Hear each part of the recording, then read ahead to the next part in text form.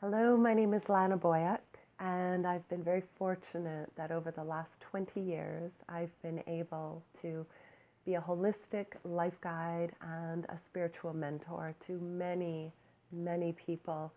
And with that feels to me a responsibility to share aspects of my journey along the way, my ebbs and flows, my cycles, because to me, unless I am sharing and speaking about where I'm at, I find that we can feel that we're alone and that what we're in is so unique to us, and it can isolate us, shut us down, and make us feel very afraid, confused, and ultimately very alone and almost paralyzed.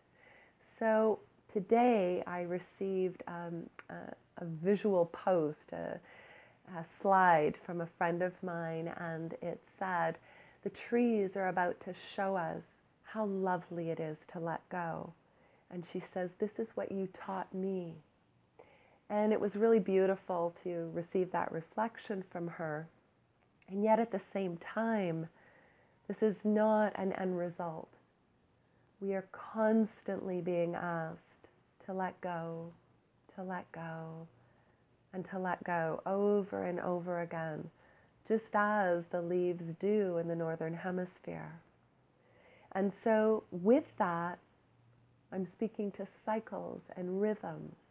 And within our own lives, we have cycles and rhythms that we are asked to move through, to grow through. That's what it is. They're opportunities to grow, to become more whole, more integrated, more healed. And this is when we feel the pain of our history can release from our cells, from our tissues, and allow us to feel more spacious in our bodies. And yet, we spend so much time seeking outside of ourselves, looking for someone to fix us, to heal us, to make it feel better, to make the pain, the memories go away. And I'm here to remind you that this is an inside-out job, and that those shadow aspects, those fragmented, unhealed, maybe broken parts that are within us are aspects of us that have the potential to be our greatest power, our greatest allies, and our greatest healers. So this last couple weeks for me has felt incredibly difficult on an energetic level, psychically, emotionally, mentally, and definitely physically. And it caught up with me on Sunday night when I was coming to the end of my second weekend leading my 200-hour yoga teacher training. I started to feel the glands in my throat starting to swell. And so up until today, I have been abstaining from work. I taught one class, that was it. I haven't been seeing clients. I have been resting. I have been taking supplements that will help me to move whatever malady is moving through me. But ultimately, it's been about sitting with myself, being with myself, and acknowledging something within me is asking for my attention, because I felt more than just vulnerable because I was tired and exhausted. No, there was something surfacing from deep inside of me, something that was asking to be healed. And so by slowing down, either by choice or by being forced to, we have this opportunity to sit compassionately with ourselves, kindly with ourselves, even if we feel afraid, and to meet those scared, lonely, rejected, abandoned, all those parts that are often started in our childhood. Something has happened.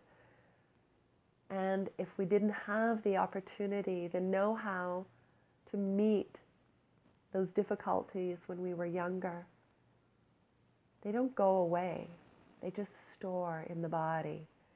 And they create an energetic resonance within the body, which are oftentimes going to call to you similar experiences of the same or like vibration, so that the message grows from the whispers to roars. And if we don't hear the louder messages that are saying, hey, look at me, can't you see? We will find ourselves faced with some kind of a crisis that forces us to eventually look within and meet the pain. So this week, through a tremendous amount of journaling and prayer and ritual, I met a part of me that has been in resistance to fully operating through my soul's mission for being here. I definitely know that I do gracious work in the world. I help guide and support others on finding and discovering more of who they truly be. Empowerment, aligned, caring, generous, operating from their soul and that higher mind and wisdom. And yet, I've still been in resistance to fully, completely letting go and finding out how lovely it is to have my soul guide my life here. And through the journaling, this self-exploration and prayer, I've come to acknowledge a piece of the young girl in me that is still wanting her father and her mother to acknowledge aspects of the gifts that she walks with her abilities and her uniqueness, how special I am. And I know what I walk with as an adult woman. I work with beautiful students and clients. I have great relationships in my life, so it's not that I'm not acknowledged and I'm not appreciated or valued. But when we are dealing with the core wounds from our childhood, we have to find ways to heal those parts of us, because it doesn't matter how much outward success or how much we accomplish.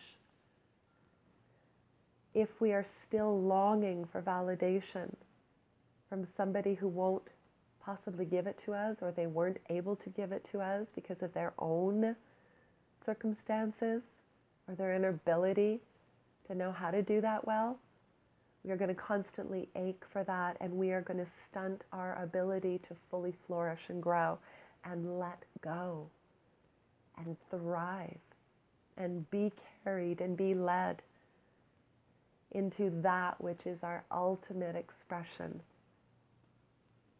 of how we are here to contribute to the greater good of the entire world. And this is so, so, so needed. This is what is on the table for all of us right now. So you might be feeling in your own lives a more intense version of confusion, fear, almost desperation, an ache, a pain, a grieving. Maybe you're mourning. Maybe you're in a state of melancholy, despair. What does that mean for you? What is the core wound that is being asked to be revealed, met, and respectfully healed in a loving way, so that more of the human part of you and the ego can come into alignment and be led by the soul and be reassured and supported and comforted by the soul. This is an inside-out journey, my dear friends.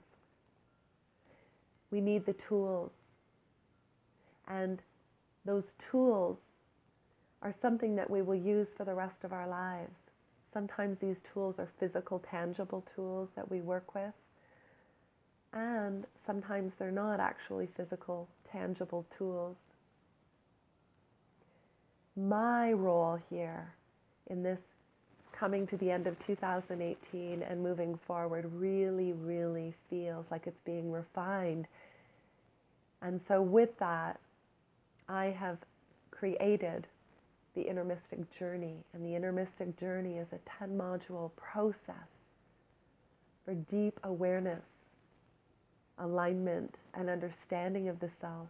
And we do work with tools from breath work to healing gemstones and aromatherapy, chakras. We work with shamanic tools. We work with the elements. We work with ritual. We work with sacred medicines.